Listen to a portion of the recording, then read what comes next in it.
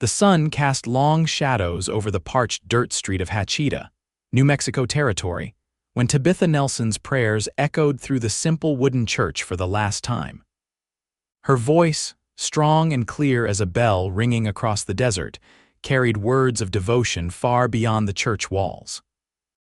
It wasn't that her faith was wrong, it was that her way of expressing it disturbed those who preferred their religion quiet and contained.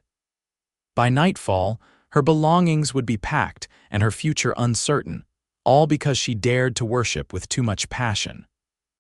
The year was 1882, and Hachita was a small settlement struggling to establish itself as more than just a waypoint between larger towns.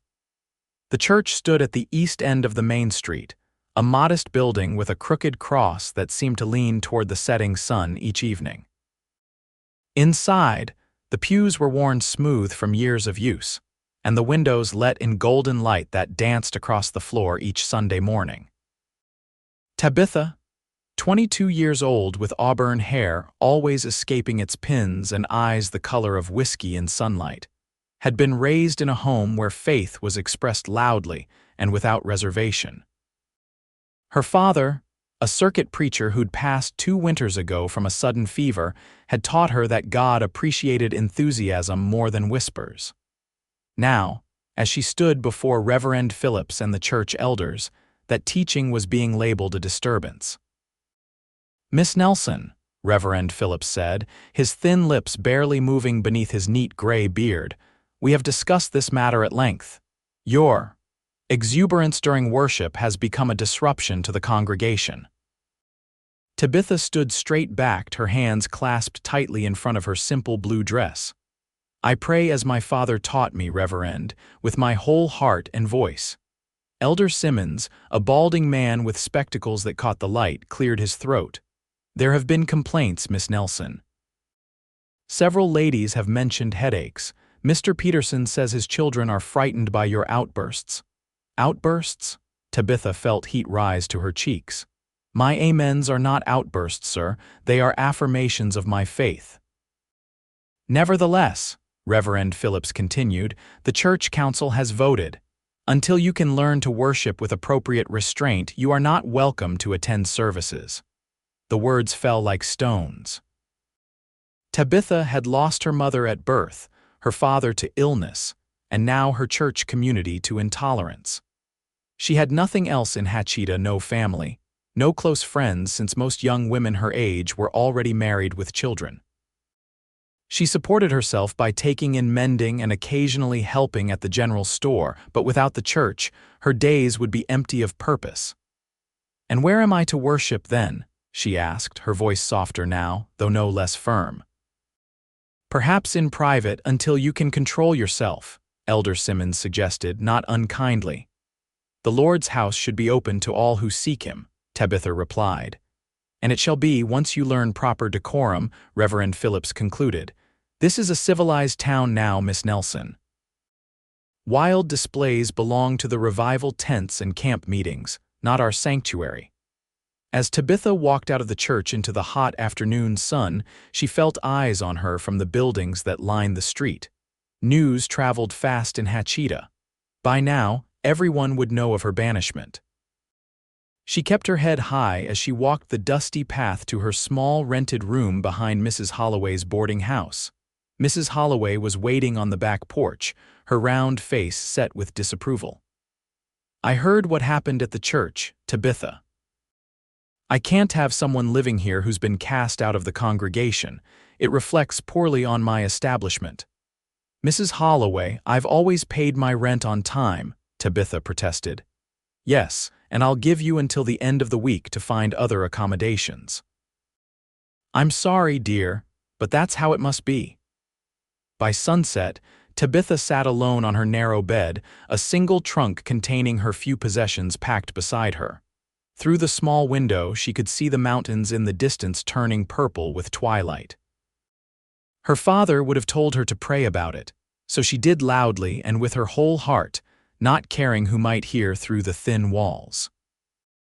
"Lord, I don't understand why praising your name with joy should bring me such trouble, but I trust your path for me, even when it leads away from everything familiar," Her prayers continued until stars dotted the sky and her voice grew hoarse. When she finally slept, it was with her father's Bible clutched to her chest and tears drying on her cheeks. 2 days later, Tabitha stood at the edge of town, a canvas bag over her shoulder and her trunk beside her. She had enough money saved for passage to Silver City, where she hoped to find work and perhaps a more accepting church. The stagecoach wasn't due until noon, leaving her hours to wait in the growing heat. "Pardon me, miss. You look like you could use some shade while you wait." The voice came from behind her, deep and warm like sun-baked leather. Tabitha turned to find a tall man leading a roan horse.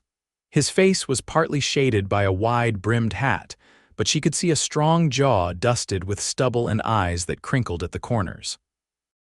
He wore the practical clothes of a working cowboy denim trousers, a faded blue shirt with the sleeves rolled up, and a vest that had seen better days.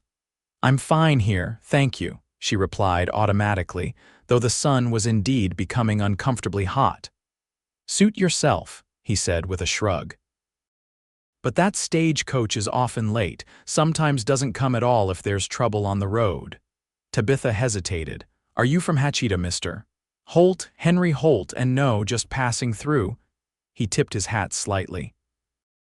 "Was heading to the saloon for a meal when I saw you standing here looking like you'd been posted as a sentinel." Despite herself, Tabitha smiled. "I'm waiting for the noon stage to Silver City." "Silver City?" Henry Holt raised an eyebrow. "That's where I'm headed to after I rest my horse and have a meal. Got some business at the cattle auction." "You're a rancher?" Tabitha asked, her curiosity momentarily overcoming her wariness of strange men. "Work for one. Circle C Ranch about 20 miles north of here." He gestured toward the saloon. "Why don't you come have some coffee while you wait? Mrs. Perkins makes a decent breakfast too." Tabitha stiffened. "A lady doesn't enter saloons, Mr. Holt." "This early it's more eating house than saloon," he said, "and Mrs. Perkins keeps a respectable place." "But as you wish." He tipped his hat again and started to walk away, leading his horse. "Wait," Tabitha called, surprising herself. There was something trustworthy about his open face, and the prospect of sitting alone in the heat for hours was increasingly unappealing. "I could use some coffee." "But I'll need help with my trunk." "Leave it at the stage office," Henry suggested. "They'll watch it for a small fee." After arranging for her trunk's safekeeping, Tabitha walked beside Henry toward the saloon, keeping a proper distance between them. Inside, the establishment was indeed quiet, with only a few tables occupied by men having breakfast. Mrs. Perkins, a stout woman with iron-gray hair pinned severely back, nodded approvingly when she saw Tabitha. "Morning, miss. Don't often see young ladies in here. You waiting on the stage?" "Yes, madam," Tabitha replied, relieved to see another woman. "Well, sit down and have something to eat. Stage won't be here for hours yet." Henry pulled out a chair for Tabitha at a corner table, then took the seat across from her after she was settled. A few of the men glanced their way, but most returned to their meals without much interest. "May I ask why you're leaving Hachita?" Henry inquired after they'd ordered coffee and eggs. Tabitha hesitated, then decided there was no point in hiding the truth. "I've been asked to leave the church congregation. Without that community, there's nothing for me here." "Asked to leave? Did you steal the collection plate?" His eyes twinkled with humor. "No," she replied stiffly. "I prayed too loudly." Henry set down his coffee cup with a small thump. "Come again. I express my faith, fervently, the way my father taught me. The congregation found it disruptive." "They banished you for praying too loud." Henry's expression shifted from surprise to something harder. "That's about the most foolish thing I've heard, and I've heard plenty. Reverend Phillips says a lady should worship with restraint and dignity." "Sounds like Reverend Phillips hasn't spent much time in the wilderness with only God to hear him," Henry remarked. "Out there, a man learns to pray mighty loud sometimes, especially when a storm's brewing or the cattle are spooked." For the first time in days, Tabitha felt understood. "My father was the same. He said God gave us voices to use them." "Smart man, your father." Henry studied her for a moment. So you're heading to Silver City to find a church that doesn't mind a joyful noise. That and work. I can sew and keep accounts. I thought perhaps a dressmaker might need help.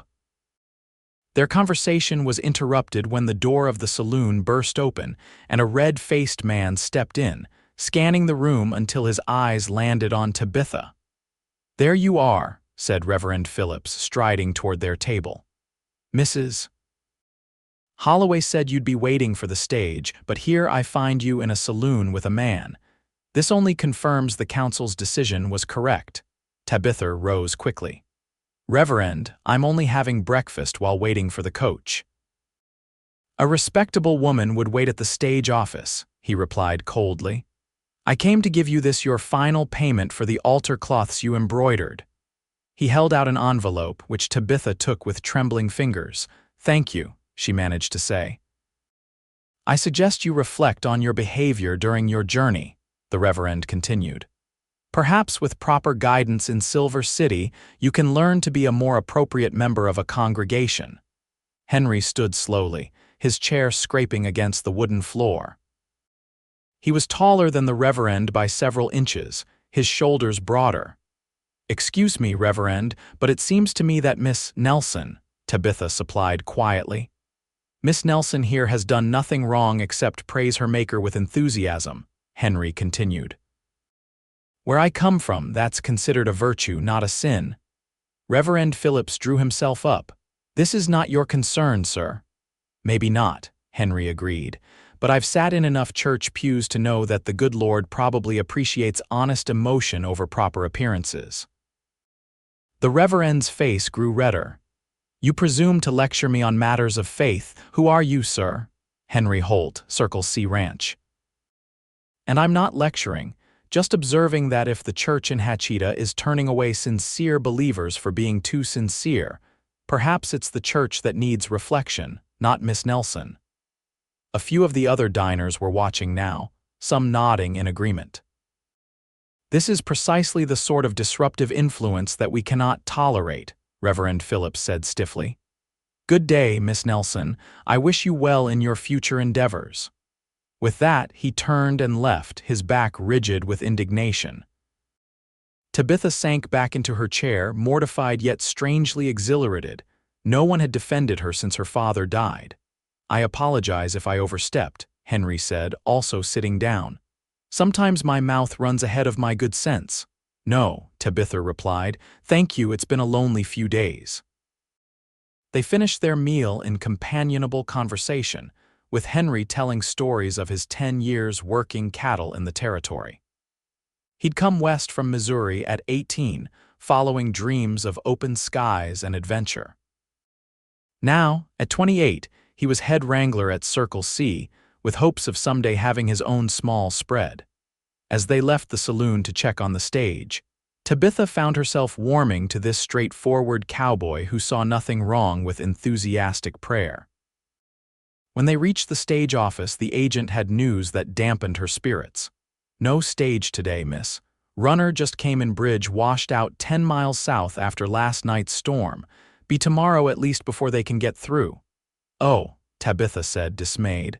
"Is there anywhere I can stay?" "Mrs. Holloway expects me to be gone today." The agent shook his head.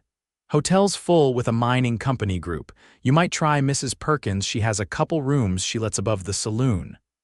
"Above the saloon," Tabitha echoed, horrified. Her reputation was already damaged enough. Henry cleared his throat. "If you don't mind a bit of travel today, Miss Nelson, I could escort you to Silver City. My horse can carry your trunk, and I know a ranch about halfway where we could stop for the night. The owner's wife would chaperone, of course." Tabitha looked at him uncertainly. Traveling alone with a man she'd just met seemed improper, yet staying in Hachita another night seemed impossible. "I have references," Henry added, sensing her hesitation. "The banker knows me, and so does the sheriff. You can ask them about my character." The stage agent nodded. "Holt's a good man, miss. Known him for years. Honest as the day is long." After a moment's consideration, Tabitha made her decision. I would be grateful for your escort, Mr. Holt, if we can indeed stop at a respectable house tonight. And so, within the hour, Tabitha found herself riding behind Henry on his patient roan horse, her trunk secured with ropes and her smaller bag tied to the saddle. They followed the stage road southwest, the mountains rising before them as the desert landscape stretched away on either side. "Do you think Silver City churches will be more accepting?" she asked as they rode. "Silver City's bigger, more folks coming and going, they're used to different ways," Henry replied. "And if one church doesn't suit, there are others. The Methodists tend to be lively in my experience." "You attend church regularly, Mr. Holt?" "When I can.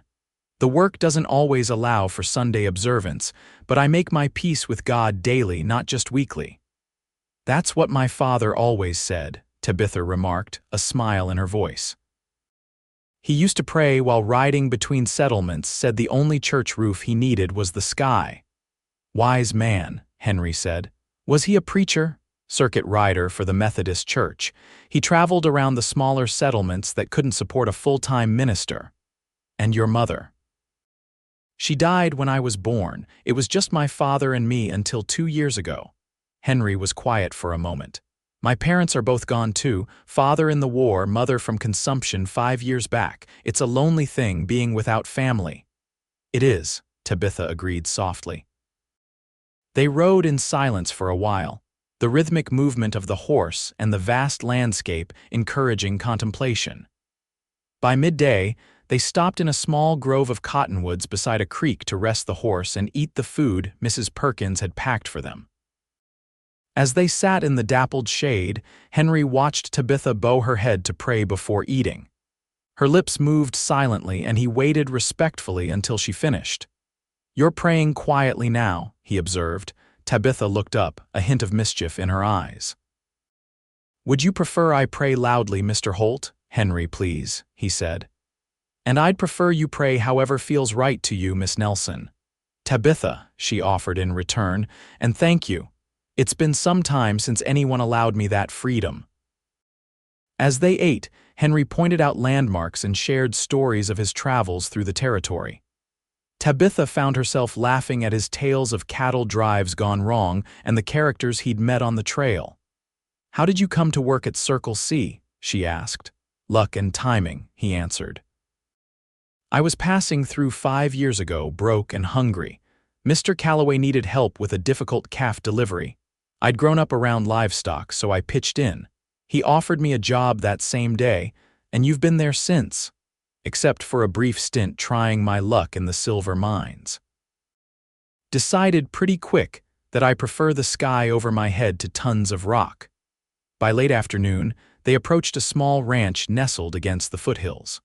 A modest house with a wide porch stood beside several outbuildings, and a woman was hanging laundry in the yard. "That's the Wilson place," Henry said. "Martha Wilson makes the best biscuits in the territory, and Tom's always happy for news and company." The Wilsons welcomed them warmly, Martha clucking over Tabitha's situation and immediately insisting she stay in their daughter's old room. Tom Wilson, a weathered man with kind eyes, shook Henry's hand vigorously and soon had him helping with evening chores while the women prepared supper. In the kitchen, Martha rolled out biscuit dough while Tabitha sliced potatoes. "So tell me, dear, how did you come to be traveling with Henry Holt?" "He's a good man, but it's unusual to see him escorting a young lady." Tabitha explained her situation, finding it easier each time she told the story. To her relief, Martha looked sympathetic rather than scandalized. "My grandmother would have been thrown out of that church too," Martha said with a snort. "She was a shouter, used to call out glory and hallelujah whenever the Spirit moved her. Some folks are just more expressive in their faith." "That's what my father always said," Tabitha replied, grateful for the understanding. "And Henry, how does he fit into this? He offered to escort me when the stage was delayed. He's been very kind." Martha gave her a knowing look. "He's not known for getting involved in other people's troubles." "Must have taken a shine to you." Tabitha felt her cheeks warm. "We only just met this morning." Sometimes that's all it takes, Martha said, smiling as she placed the biscuits in the oven.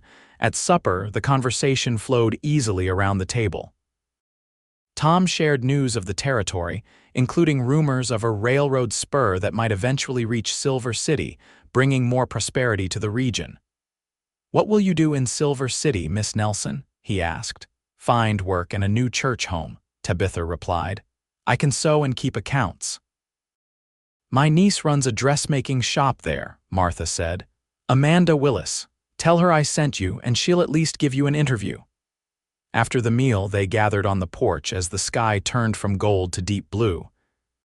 Tom brought out a fiddle and played a few hymns, and without thinking, Tabitha began to sing along, her clear voice rising into the evening air. When she realized what she was doing, she faltered, glancing uncertainly at the others. "Don't stop," Henry said softly.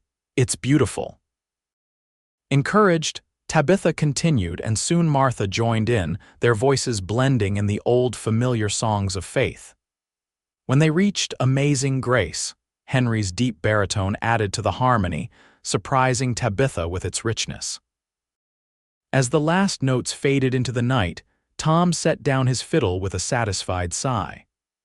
"Now that's proper worship, if you ask me. Don't know what those town folks in Hachita are thinking, silencing a voice like yours, Miss Nelson." Later, as Tabitha prepared for bed in the small, clean room Martha had given her, she felt a peace she hadn't known since before her father's death. The Wilsons' acceptance of her expressions of faith had been healing, and Henry's quiet support throughout the day had given her hope that perhaps there were more people like them in the territory.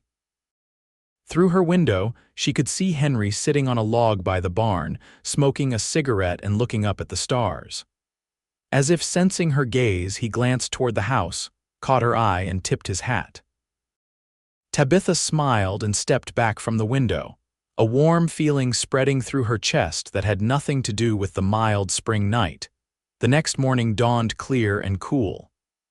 After a hearty breakfast, Tabitha and Henry thanked the Wilsons for their hospitality and continued their journey. The mountains loomed closer now, their slopes covered with pine and juniper. The road wound through increasingly rugged terrain, following a creek that grew into a small river. "We should reach Silver City by late afternoon," Henry said as they rode. "It's a busy place these days with the mining operations. Not as rough as it once was, but still has its wild corners." "Have you spent much time there?" Tabitha asked. "Some. Circle C sells beef to the mining companies, so I make regular trips for Mr. Calloway." "Will you be staying long this time?" Henry glanced back at her, a smile crinkling the corners of his eyes. "Depends on how the business goes, and perhaps on other things." Tabitha felt her heart beat faster at his implication, but kept her voice steady. "I'm grateful for your escort, regardless of how long you stay." "It's been my pleasure, Tabitha." Around midday, they stopped by a clear pool in the river to rest. While the horse drank, Henry helped Tabitha down, his hands strong and sure at her waist. She was aware of how close they stood for a moment before he stepped back respectfully.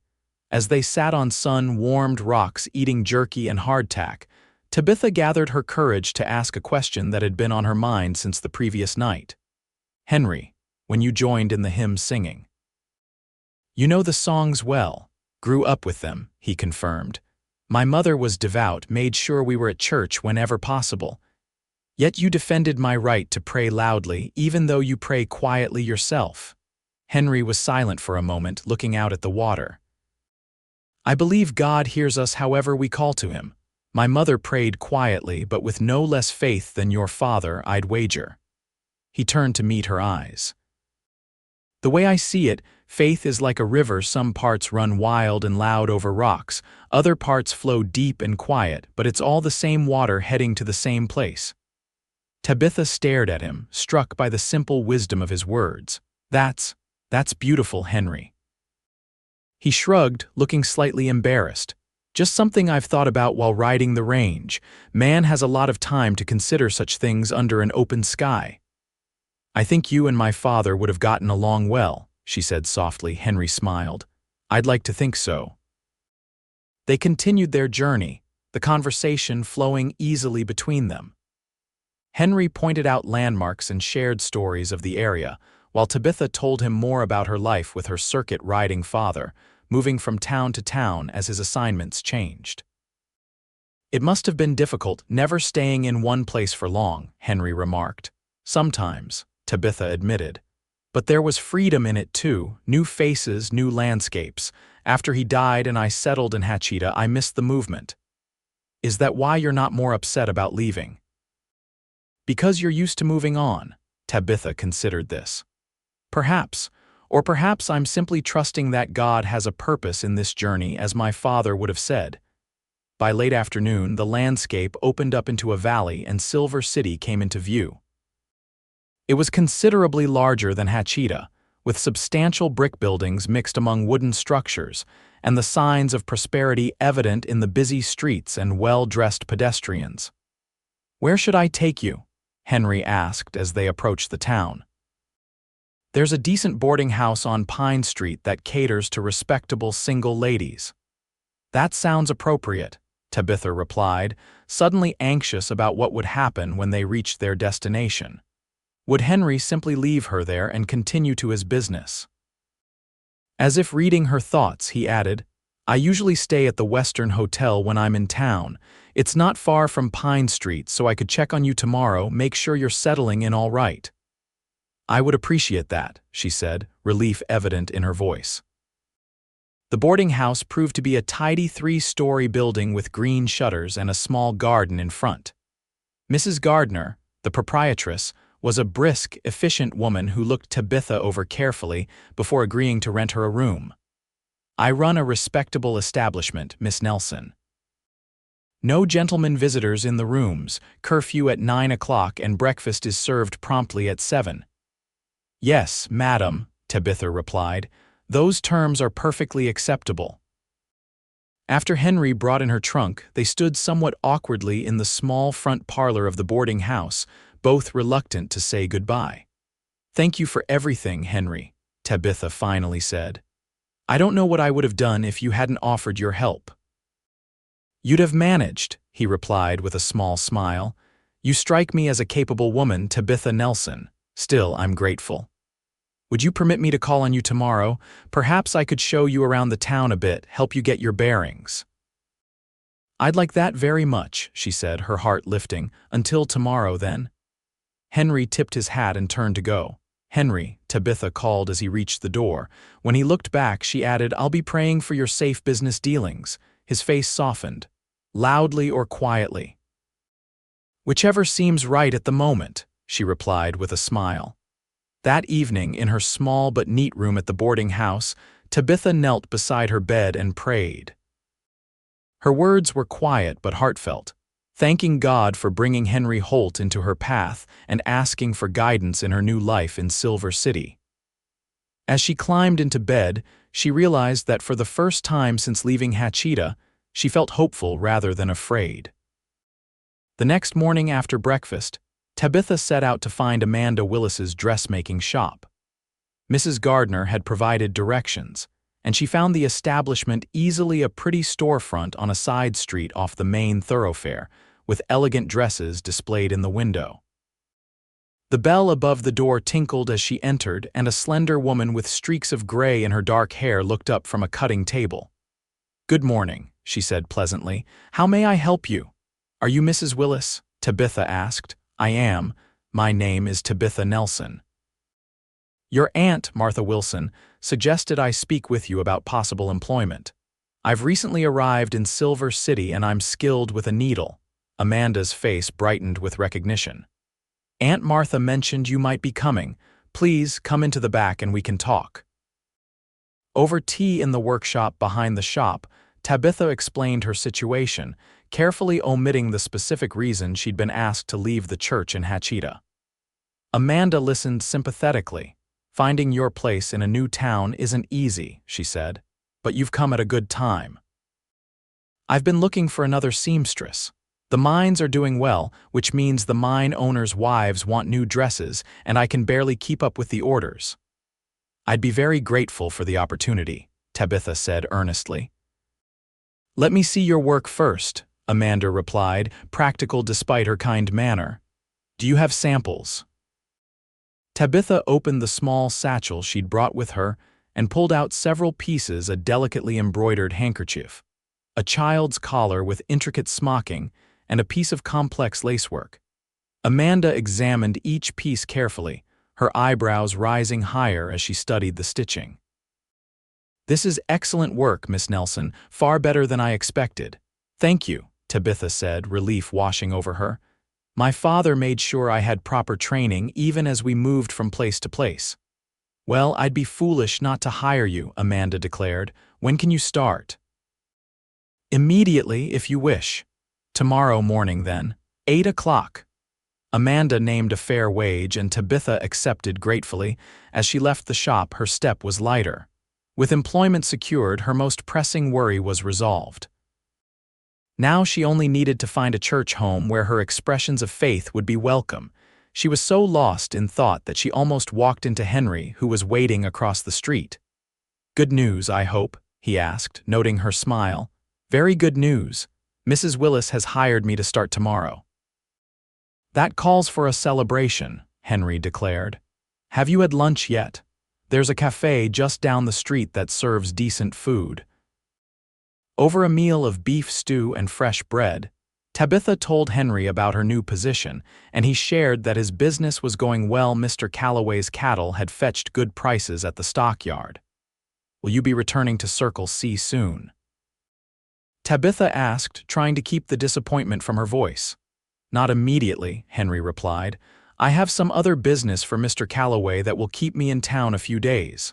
Oh, Tabitha couldn't help but sound pleased. Yes, and I was hoping you might join me for supper tomorrow evening after your first day of work. That is, if Mrs. Gardner allows it. She said curfew is 9 o'clock, so I would need to be back by then. Plenty of time for a meal, Henry assured her. And perhaps I could escort you to church on Sunday? There are several in town. The Methodist Church is on 5th Street might be a good place to start, given your father's connection. I would appreciate that, Tabitha said. The prospect of facing a new congregation alone had been daunting. They spent the afternoon walking around Silver City, with Henry pointing out important landmarks: the banks, the mercantile, the sheriff's office, and the location of the various churches. The town was bustling with activity, miners coming off shift, merchants hawking their wares, and ladies in fashionable dresses window shopping. It's so much bigger than Hachita, Tabitha observed. Silver mining brought the prosperity, Henry explained. And the railroad coming within 20 miles helped too. There's talk of a spur line coming all the way to town eventually. As the sun began to lower in the sky, Henry escorted Tabitha back to her boarding house, promising to return the next evening after her work day. Thank you for today, she said as they stood on the front step. For everything, really. It's been my pleasure, Henry replied, his eyes warm as they met hers. For a moment, she thought he might take her hand or perhaps even lean in closer, but instead he simply tipped his hat and bid her good evening. Tabitha's first day at the dressmaking shop passed quickly. Amanda was a patient employer who recognized Tabitha's skill and gave her meaningful work immediately rather than menial tasks. By the end of the day, she had completed the intricate beadwork on a bodice for the banker's wife's new evening dress and begun cutting patterns for a child's christening gown. You're a godsend, Amanda declared as they prepared to close the shop. I've been turning away orders because I couldn't keep up, but with your help, I can accept more commissions. Tabitha beamed at the praise. I'm grateful for the opportunity, Mrs. Willis. Amanda, please, we'll be working closely together, and I've never held with excessive formality. When Henry arrived to escort her to supper, Tabitha introduced him to Amanda, who gave her new employee a knowing look that caused Tabitha to blush. Enjoy your evening, Amanda said with a smile. And don't worry about coming in quite so early tomorrow. 9 o'clock will be fine. The restaurant Henry chose was nicer than the cafe they'd visited the previous day, with tablecloths and a waiter who brought them a printed menu. Tabitha felt slightly underdressed in her work clothes, but relaxed when she saw that the other diners were a mix of well-dressed townspeople and more practically attired miners and merchants. "To your first successful day in Silver City," Henry said, raising his water glass in a toast. Tabitha touched her glass to his, "And to your business success as well." Their conversation flowed easily over the meal, moving from the day's events to more personal topics. Henry spoke of his hopes to eventually purchase a small ranch of his own, while Tabitha shared memories of her travels with her father. "You miss that life?" Henry asked. "The constant movement, new horizons?" "Parts of it," Tabitha admitted. "The freedom, the variety." But there were lonely aspects too, never staying long enough to form real friendships, always being the newcomer. She smiled slightly. "I've been in Silver City only 2 days, and already I feel more connection than I did in Hachita after 2 years." "Silver City has a way of welcoming folk," Henry said. "It's a town built by people from elsewhere, so newcomers aren't unusual."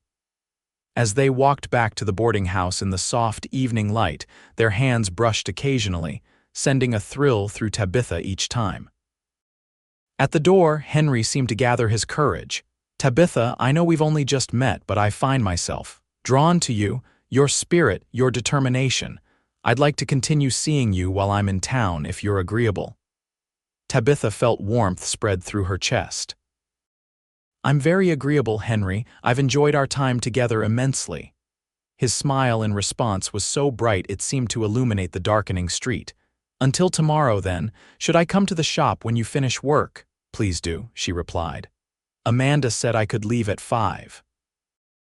Over the next few days, a pattern developed. Tabitha worked at the dressmaking shop during the day, finding satisfaction in the creative work and enjoying Amanda's companionship.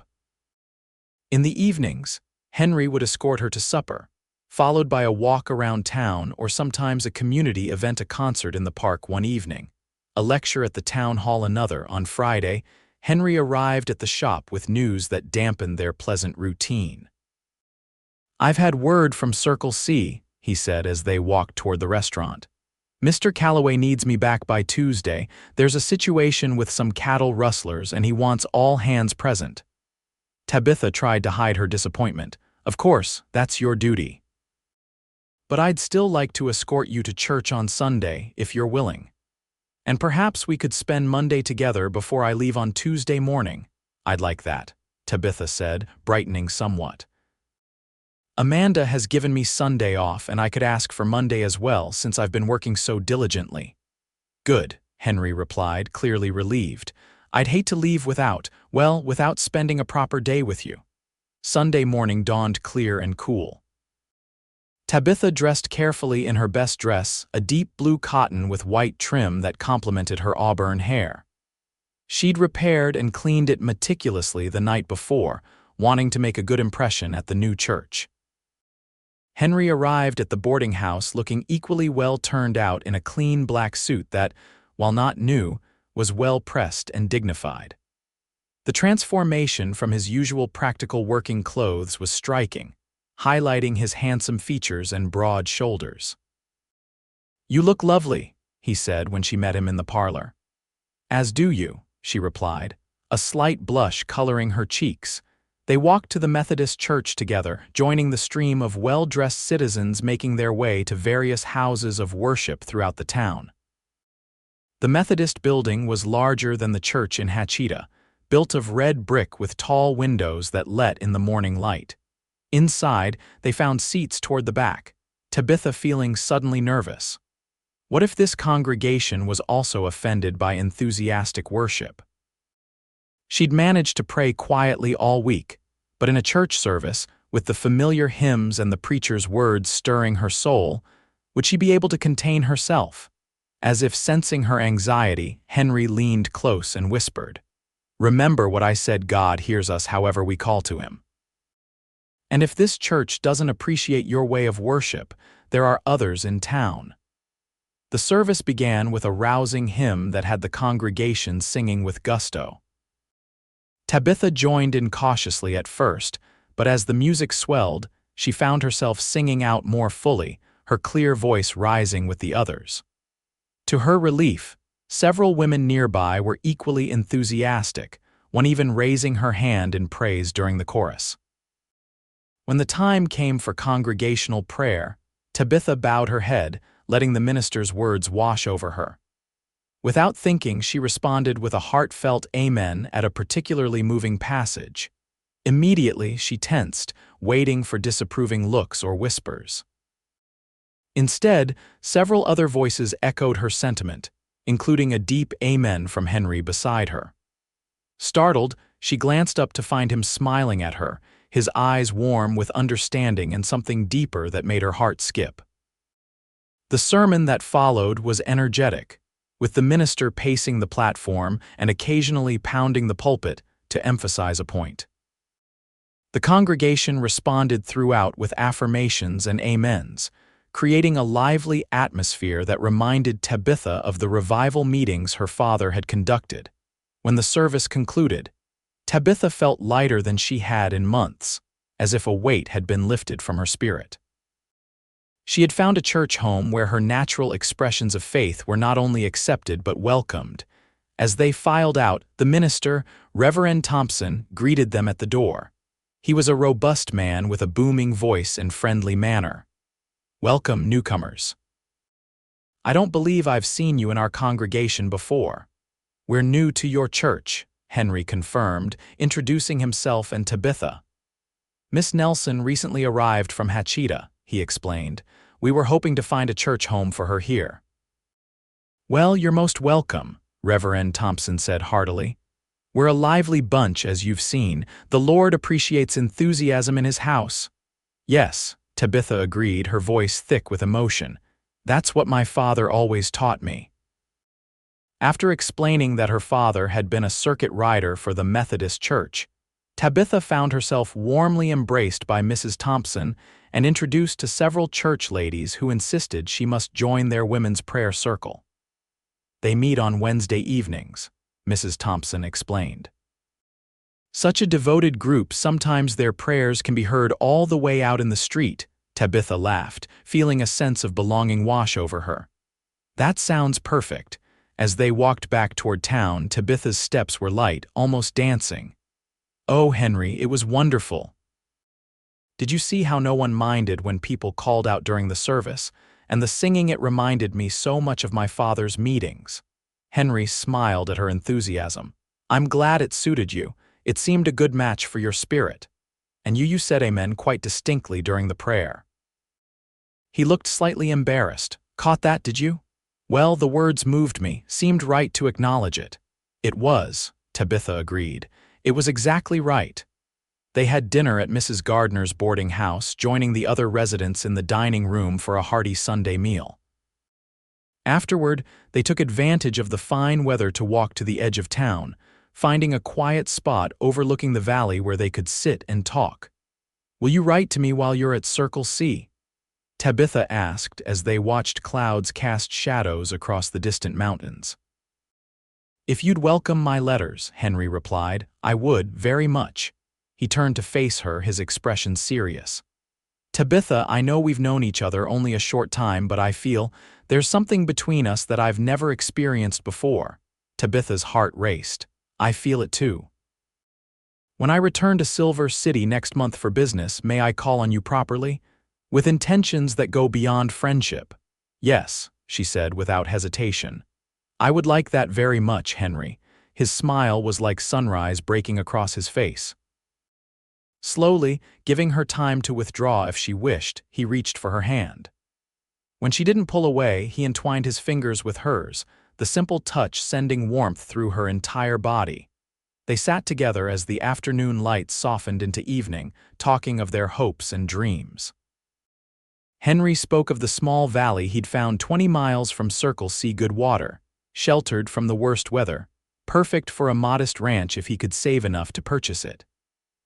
Tabitha shared her dream of someday having her own dressmaking shop, perhaps with a special focus on bridal gowns.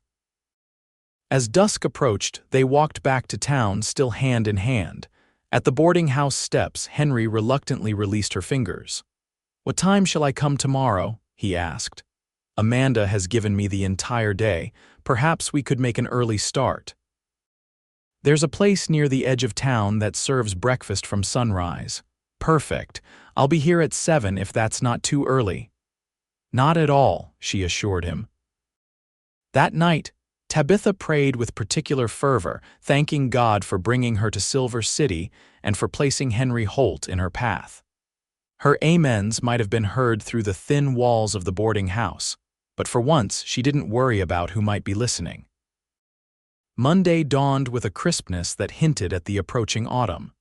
Henry arrived precisely at 7, and they walked to the small cafe he'd mentioned, where they enjoyed a hearty breakfast of flapjacks and bacon. I thought we might ride out a ways today, Henry suggested. There's a pretty spot by the river I'd like to show you. I've borrowed a gentle mare from the livery for you if you're comfortable riding. I grew up traveling with my father. I've been riding since before I could walk, Tabitha replied with a smile. I'd love to see more of the countryside. The livery owner had indeed provided a docile sorrel mare for Tabitha, who mounted with practiced ease that clearly impressed Henry.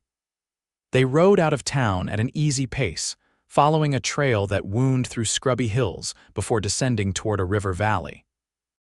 The spot Henry had in mind proved to be a grove of cottonwoods beside a bend in the river where the water formed a calm, deep pool. The autumn leaves were beginning to turn golden, creating a canopy of shifting light above them.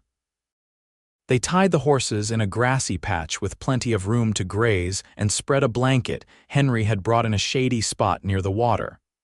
From his saddlebags, he produced a simple picnic bread, cheese, apples, and a bottle of lemonade that Mrs. Gardner had prepared for them.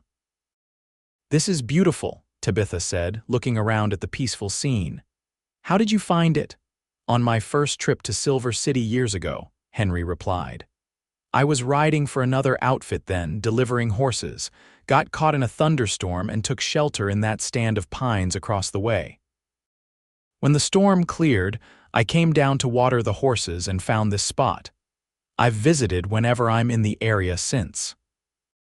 They ate companionably, talking of small things, Amanda's latest commission for the mayor's wife, the progress of the new schoolhouse being built in town, the antics of a new foal at Circle C that Henry had helped deliver before his trip. After they'd eaten, Henry suggested a short walk along the riverbank. The day had warmed pleasantly, and the sound of the water flowing over rocks created a soothing backdrop to their conversation. I've been thinking about what you said, about missing the movement and new horizons of your life with your father, Henry said as they walked. Does that mean you won't be happy settling in one place? In Silver City, I mean. Tabitha considered her answer carefully. I think what I missed wasn't so much the movement itself, but the purpose behind it. My father and I were doing something meaningful together, bringing comfort and guidance to isolated communities. In Hachita, I felt stagnant, unwelcome, but Silver City already feels different. Because of the church, Henry asked, partly, and because of the work Amanda values my contributions and because of other connections. Henry stopped walking and turned to face her. Connections? Tabitha met his gaze steadily. Yes, Henry. Connections that make me think I could be very happy settling here. The look that passed between them was full of unspoken feelings. Henry took a step closer, then hesitated. Tabitha, may I? His voice was husky. She nodded, her heart pounding. Gently, he cupped her face with one hand and leaned down to press his lips to hers in a soft, brief kiss. When he pulled back, his eyes searched her face for her reaction. Tabitha smiled, feeling a warmth that had nothing to do with the autumn sun. That was nice, she whispered. Very nice, he agreed, his thumb brushing her cheek tenderly. They continued their walk, now hand in hand, speaking less but communicating volumes in the comfortable silence between them. When they returned to their picnic spot, they sat close together on the blanket, Tabitha eventually leaning against Henry's shoulder as they watched the play of light on the water. I'll miss this when I'm back at Circle C, Henry said softly. And I'll miss you, Tabitha replied. But we'll have letters and you'll return. Yes, wild horses couldn't keep me away. The ride back to town was quieter, both lost in thoughts of their imminent separation. As they approached Silver City, the reality of Henry's departure the next morning cast a shadow over their perfect day. After returning the horses to the livery, Henry walked Tabitha back to her boarding house for supper. Mrs. Gardner had invited him to join them, and he'd gratefully accepted, wanting to spend every possible moment with Tabitha before his journey. After the meal, they sat in the parlor with the other boarders, the propriety of the setting preventing any intimate conversation. Still, they managed to exchange meaningful glances that conveyed what words could not in such a public setting. When the clock struck 8, Henry reluctantly rose to leave. "I should go. I need to prepare for an early start tomorrow." Tabitha walked him to the door, acutely aware of Mrs. Gardner hovering nearby, ensuring proper decorum was maintained. "I'll come see you off in the morning," Tabitha said. "What time do you leave, First Light? But you needn't, I want to," she interrupted firmly. "I'll be at the livery at sunrise," Henry smiled. "Then I'll look forward to seeing you one more time before I go," with Mrs. Gardner watching. Their goodbye was necessarily formal, a handshake and proper words of farewell. But the pressure of Henry's fingers around hers and the look in his eyes spoke of deeper feelings that needed no public expression. True to her word, Tabitha was at the livery when the eastern sky was just beginning to lighten. She found Henry checking his saddle and packs, his horse already prepared for the journey. "You came," he said, his face lighting up when he saw her. "Of course I did," she replied. "I couldn't let you leave without a proper goodbye." The livery was quiet, the stable hand busy in a back stall. Henry took advantage of the relative privacy to pull Tabitha close and kiss her properly, his arms encircling her waist as hers went around his neck. When they parted, both were breathless. "That should sustain me until I return," Henry said with a smile. "How long will you be gone?" Tabitha asked. "A month at most. Mr. Calloway has another cattle shipment in early October, and I'll be back then to handle the sale." "I'll count the days," she promised. "And I'll write as soon as I reach Circle C," he replied. One final embrace, one more kiss, and then Henry was mounting his horse, tipping his hat to her as he rode out of the livery into the dawn light. Tabitha stood watching until he disappeared around a corner, then slowly made her way back to the boarding house, her heart both full and aching at once. The next weeks passed in a rhythm of work, church, and letters. Amanda was teaching Tabitha the business side of dressmaking, recognizing her aptitude for numbers and organization. At church, Tabitha had become an enthusiastic member of the congregation, her clear voice often leading the singing and her heartfelt amens joining others during powerful moments in Reverend Thompson's sermons. Henry's letters arrived every week, carried by the stage from the nearest post office to Circle C. He wrote of the daily life at the ranch, the cattle rustlers they'd caught and turned over to the territorial authorities, the early snows in the mountains that had forced them to bring the herds down to lower pastures earlier than usual, his continuing dreams of his own small spread someday.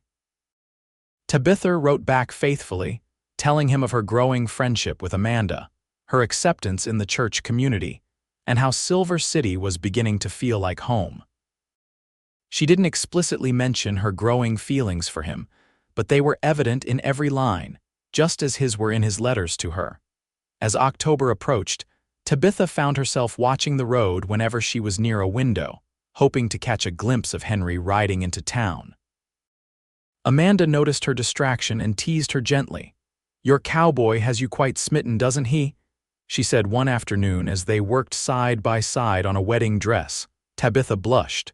"Is it that obvious? Only to anyone with eyes," Amanda replied with a smile, "but it's sweet. And from what I saw of Mr. Holt, the feeling is entirely mutual. Do you think it's foolish? We've known each other such a short time." Amanda considered this. "My late husband proposed to me after knowing me for exactly 2 weeks. We had 30 happy years together before he passed. Sometimes the heart knows quickly what the head might take years to figure out." This reassurance calmed some of Tabitha's anxieties. Still, as the days passed without Henry's arrival, she began to worry. His last letter had said he expected to reach Silver City by the first week of October, but that week came and went with no sign of him. On Sunday after church, Tabitha was walking back to the boarding house when she spotted a familiar figure on horseback coming down the main street. Her heart leaped as she recognized Henry, and without thinking of propriety, she lifted her skirts slightly and hurried toward him.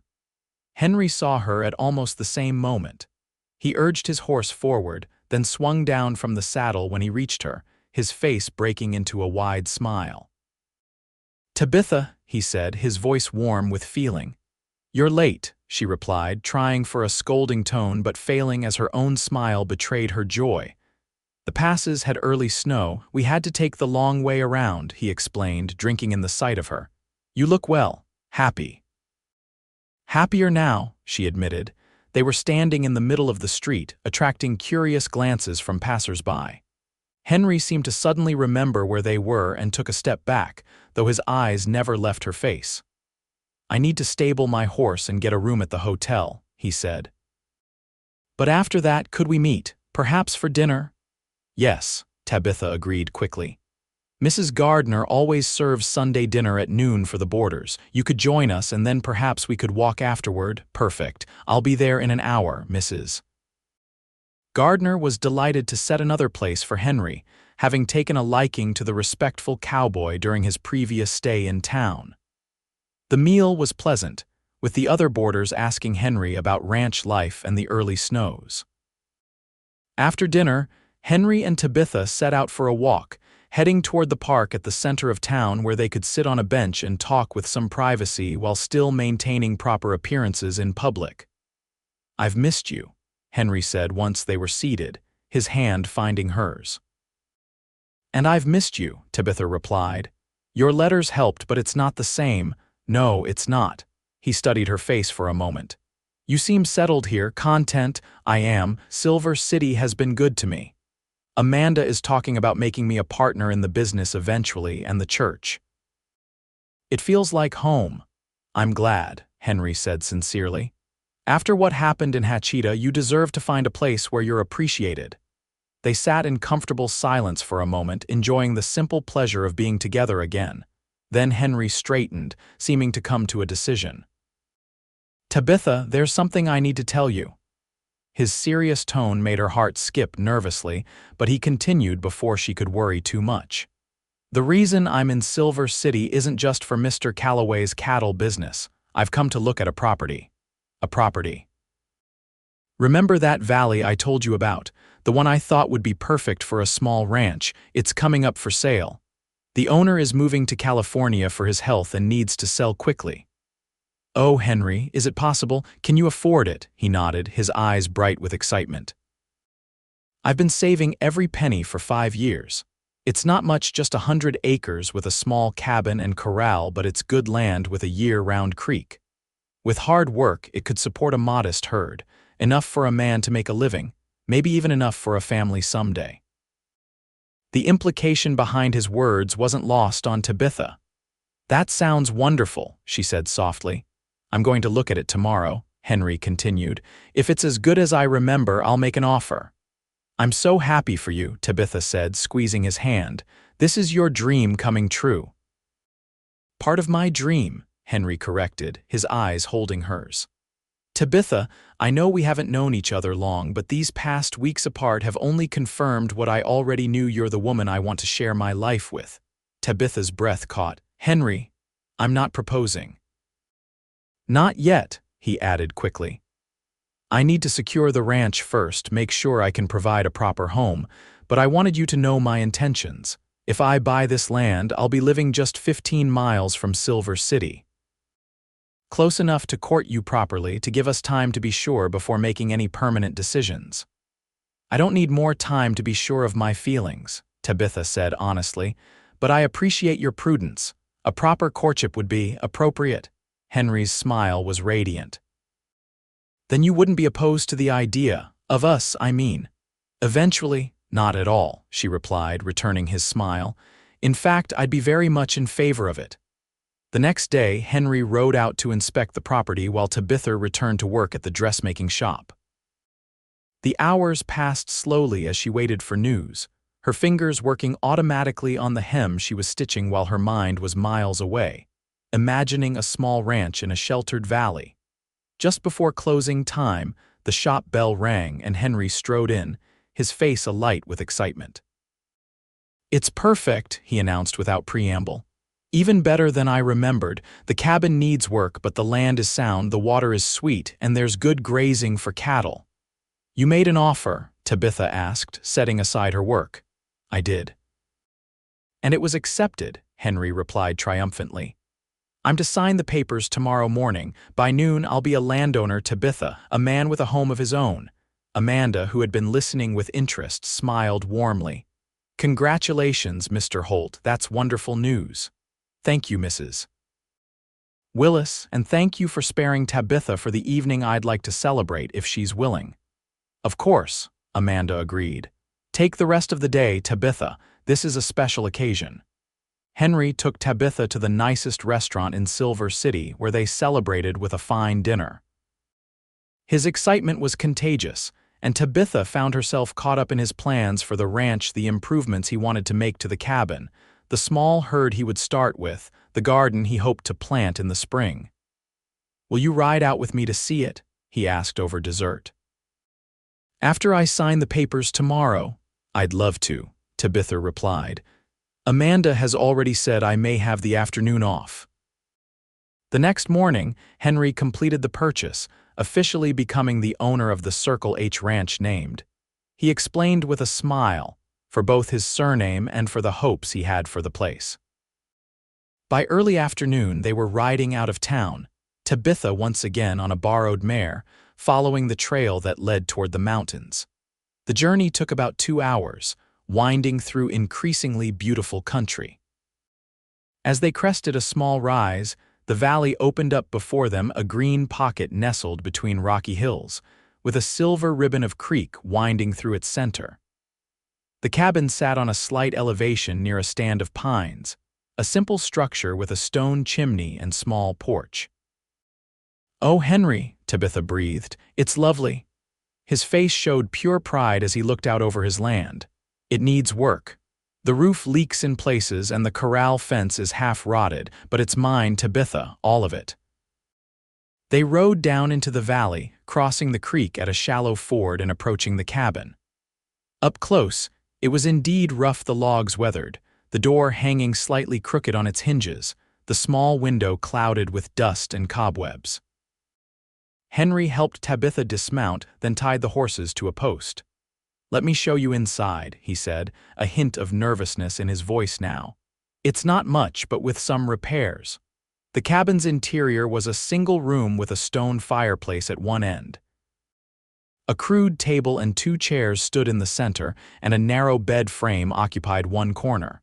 Dust lay thick on every surface, and a family of mice had clearly been making themselves at home. "It's very—" Tabitha searched for a diplomatic word. "Primitive," Henry supplied with a self-deprecating laugh.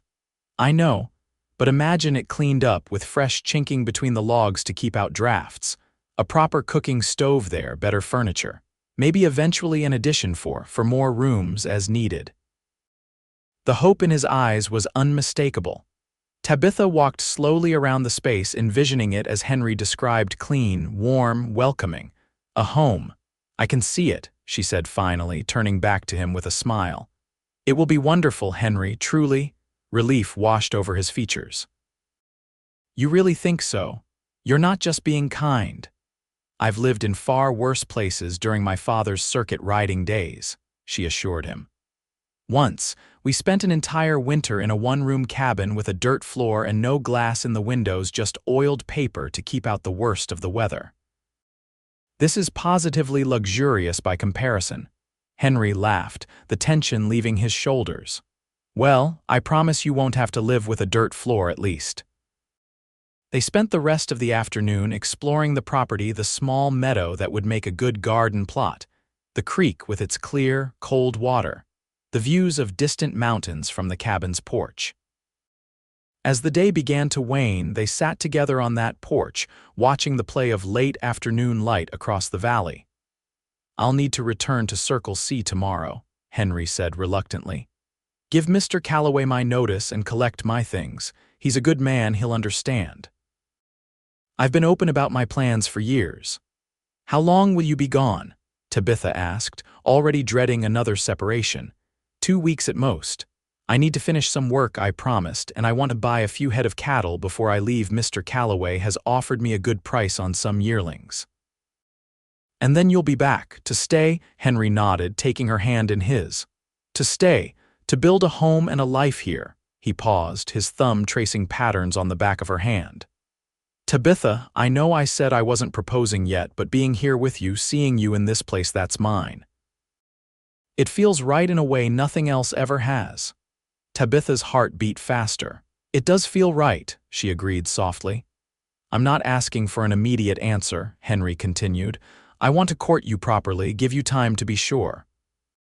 But I want you to know that when I return, when I've made the cabin habitable and started building the ranch, my intention is to ask you to be my wife." Joy bloomed in Tabitha's chest, warm and expansive. "And my intention, Henry Holt, is to say yes when you do." The smile that spread across his face was like sunrise.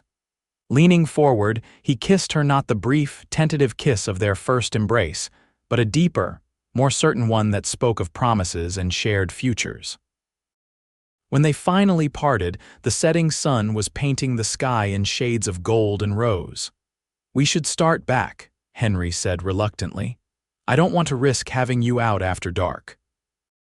The ride back to Silver City was quiet, both lost in thoughts of the future now taking clear shape before them.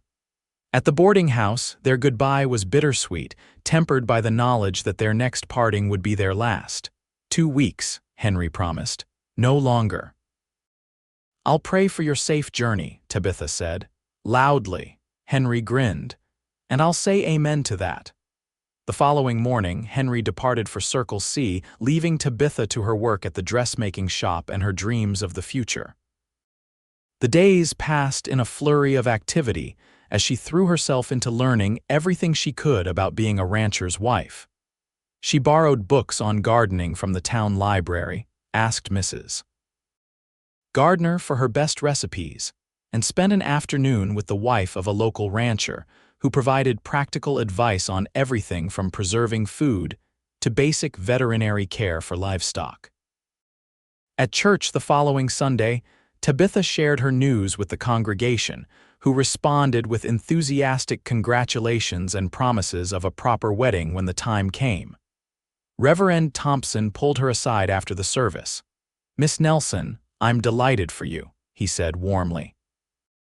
"Henry Holt strikes me as a man of character and faith. I'd be honored to officiate when the day comes." "Thank you, Reverend," Tabitha replied. "That would mean a great deal to both of us." The second week of Henry's absence dragged more slowly than the first.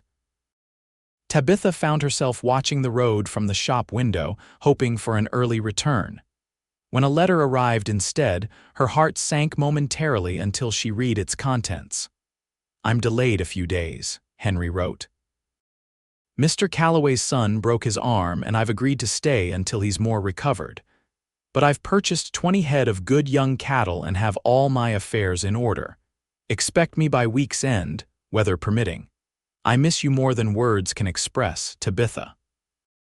Every day I'm away from you feels like a month."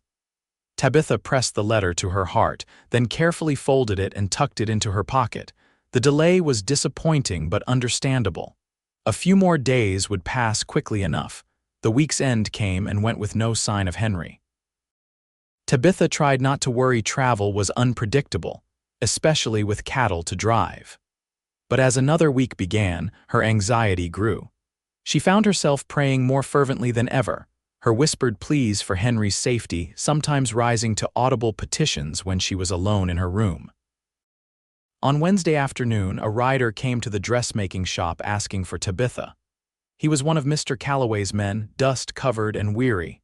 "Miss Nelson," he asked when Tabitha came forward. "I'm Jim Peters from Circle C. Mr. Calloway sent me to find you." Tabitha's heart froze. Has something happened to Henry? The cowboy twisted his hat in his hands. Yes, madam, there was an accident.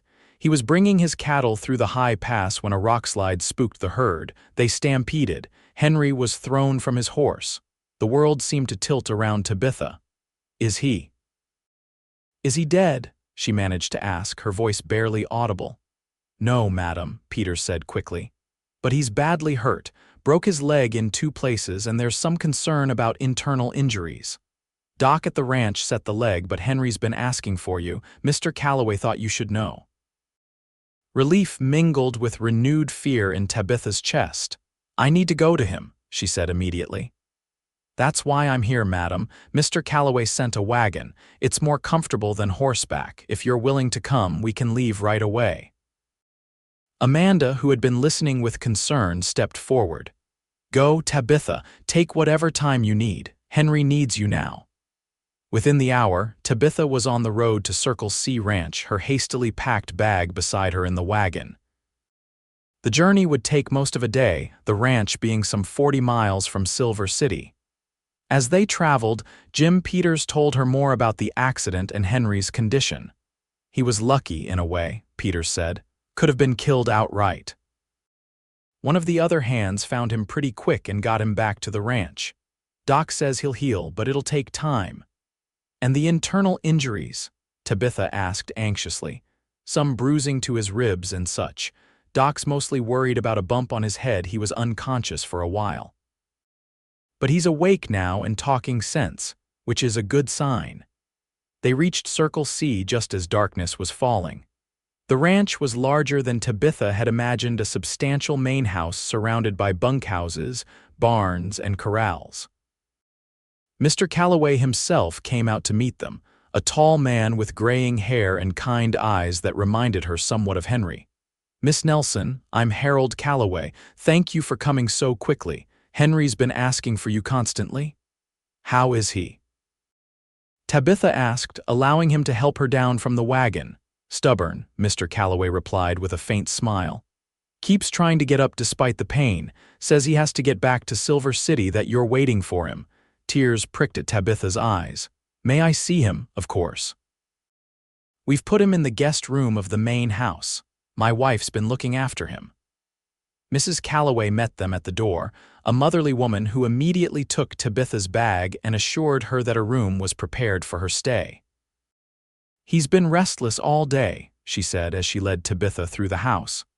But he'll settle now that you're here. The guest room was spacious and comfortable, with a large bed where Henry lay, his right leg splinted and elevated on pillows.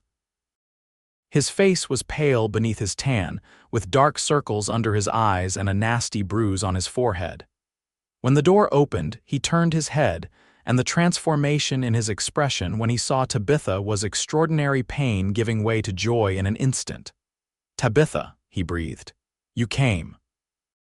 She hurried to his bedside, taking his outstretched hand in both of hers. Of course I came. Mrs. Calloway quietly left them alone, closing the door behind her. I'm sorry, Henry said, his voice rough with emotion. I promised I'd be back within 2 weeks. Hush, Tabitha soothed, brushing his hair back from his forehead. None of that matters. All that matters is that you're alive. The cattle, Jim told me, some scattered but most were recovered. Stop worrying about cattle and concentrate on getting well. He managed a weak smile. Yes, madam. Tabitha stayed by his side through the evening, helping him drink some broth. Mrs. Calloway brought and keeping up a gentle stream of conversation to distract him from his pain. When the doctor came to check on him, Tabitha stepped outside to give them privacy and found Mr. Calloway waiting in the hallway. He's a lucky man, Mr. Calloway said. And I don't just mean surviving the accident. Tabitha blushed slightly. I'm the fortunate one, sir. He's told me about your plans, the ranch, the future you hope to build together. It's good land he's bought. With hard work, it can be a fine home. I believe it will be, Tabitha said, once he's recovered. That's what I wanted to speak to you about, Mr. Calloway continued. Henry's not going to be fit to travel for some time, let alone work his land, and winter's coming on fast. I've sent some men to secure his cabin and bring his cattle here for safekeeping, but there's the matter of his future plans. What do you mean? The doc says it'll be at least 3 months before that leg is strong enough for him to ride or work properly. By then, it'll be the depths of winter. No time to be starting a new ranch. Tabitha's heart sank as she realized the implications. You're saying he'll have to delay moving to his land? Until spring, at the very least, Mr. Calloway confirmed. He can stay here, of course, he's like family to us, but I know he was hoping. Well, he'd spoken of a spring wedding once he had the cabin improved and the ranch functioning. I see, Tabitha said quietly. That would have to be postponed as well. Mr. Calloway studied her for a moment. Unless what? Unless you were willing to take a different path. Henry needs care during his recovery. He needs someone to give him purpose, to keep his spirits up. And that cabin of his, it needs a woman's touch as much as a man's labor. Tabitha stared at him, beginning to understand what he was suggesting. Are you saying? I'm saying that if you two were married sooner rather than later, you could face these challenges together. The ranch would be waiting for you both in the spring, and in the meantime, you'd have a place here with us. The idea took Tabitha's breath away. Marriage now, without the courtship Henry had planned, without the proper home he wanted to provide first. Yet the thought of being separated from him again, especially while he was injured and in pain, was unbearable. It's just a thought, Mr. Calloway added when she remained silent. Something for you both to consider. Now I believe the doctor is finished. As if on cue, the doctor emerged from the bedroom, closing the bag of instruments he carried. He's doing as well as can be expected, he reported. The leg is set properly and beginning to heal. The other injuries are minor, though he'll be sore for some time.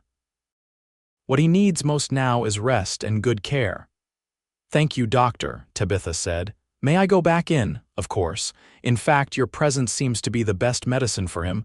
He's calmer with you near. When Tabitha returned to Henry's bedside, she found him looking more relaxed, the lines of pain around his eyes less pronounced. The doctor says you're going to recover completely, she told him, taking his hand again. But not quickly, Henry replied with a grimace. Tabitha, I'm so sorry. All our plans can be adjusted, she finished for him. Plans are just that, plans. They can change when circumstances require it. Mr. Calloway says I won't be able to work the ranch until spring. The cabin won't be ready, the cattle will have to be kept here. Everything I wanted to provide for you before I proposed properly. Henry, Tabitha said firmly. Do you love me? With all my heart, he replied without hesitation, and I love you, the rest is just details, we'll face them together. Together, he echoed, his eyes searching hers. Tabitha, are you saying? I'm saying that I don't need a perfect cabin or a functioning ranch, I just need you. If you asked me to marry you tomorrow, my answer would be yes. Henry's grip on her hand tightened. Then marry me, Tabitha Nelson. Not tomorrow, but as soon as I can stand beside you without falling over. Be my wife and we'll build our life together step by step. Yes, she said simply, her heart too full for elaborate declarations. Yes, I will marry you, Henry Holt. The smile that spread across his face banished all traces of pain and fatigue. I have nothing to give you, he said. No ring, no proper home yet. You have yourself. That's all I want, Tabitha assured him, leaning down to kiss him gently. In the days that followed, plans for a small wedding at Circle C quickly took shape. Mrs. Calloway sent a rider to Silver City with letters from Tabitha to Amanda, Mrs. Gardner, and Reverend Thompson, explaining the situation and inviting them to the ceremony. Amanda wrote back immediately, promising to close the shop for 2 days to attend and to bring the perfect dress for Tabitha, a project she had secretly begun when Henry first returned from his property. Reverend Thompson also replied promptly, agreeing to make the journey to perform the ceremony. It would not be right for anyone else to unite two souls whose faith I have come to admire, he wrote.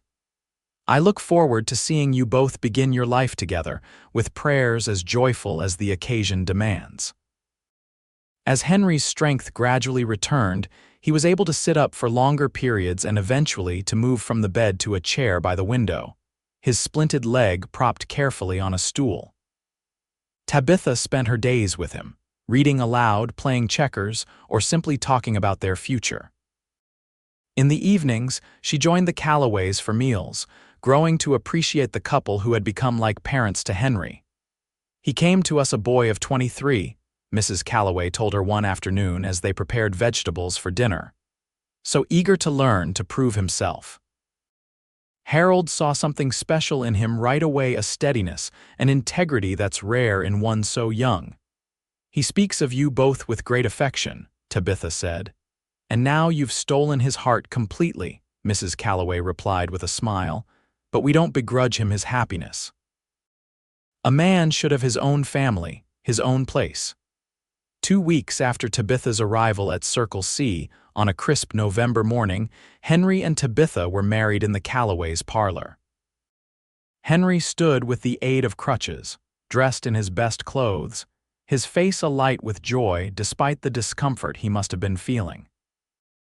Tabitha wore the dress Amanda had created, a simple but elegant creation of pale blue silk that complemented her auburn hair and brought out the amber tones in her eyes. Reverend Thompson conducted the ceremony with warmth and humor, acknowledging the unusual circumstances that had brought them to this moment. "Sometimes God's plans take unexpected turns," he said.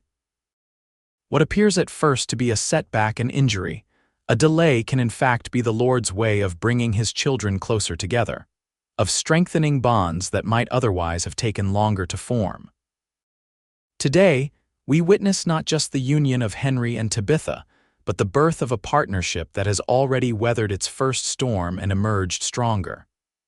When it came time for the vows, Henry's voice rang out clearly in the quiet room.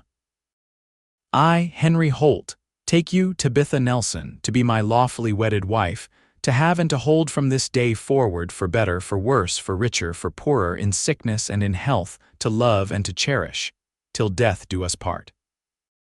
Tabitha repeated her vows with equal conviction, adding a heartfelt amen that brought smiles to the small gathering of witnesses. "Then, by the authority vested in me," Reverend Thompson concluded, "I pronounce you husband and wife. What God has joined together, let no man put asunder." As Henry leaned on his crutches to kiss his bride, a spontaneous hallelujah erupted from Amanda, followed by enthusiastic amens from the others present. The celebration that followed was simple but joyous, with Mrs. Calloway's excellent cooking and Mr. Calloway's best wine. That evening, settled in a larger room the Calloways had prepared for the newlyweds, Henry took Tabitha's hand as they sat together by the fire. "Mrs. Holt," he said, testing the sound of her new name, "are you happy, truly? It's not the beginning I planned for us." "It's perfect," Tabitha assured him. "We're together, that's all that matters. When spring comes, we'll go to our land, make that cabin into a real home." "Our home," Tabitha agreed. "Built on love and faith," Henry smiled, lifting her hand to his lips. "I never thanked you properly, you know." "For what?" "For praying too loud in Hachita," he said with a twinkle in his eye. "If you'd been a quiet, proper churchgoer, you'd never have been banished, we'd never have met." Tabitha laughed. "So my noisy prayers were God's plan all along." "I believe they were," Henry said more seriously. "And I'll always be grateful that, when they banished you for praying too loud, I was there to say amen beside you." "And you always will be," Tabitha said softly, leaning forward to kiss him, "for all our days together." Over the winter months, Henry's leg healed well, though the doctor warned he would always have a slight limp in cold weather.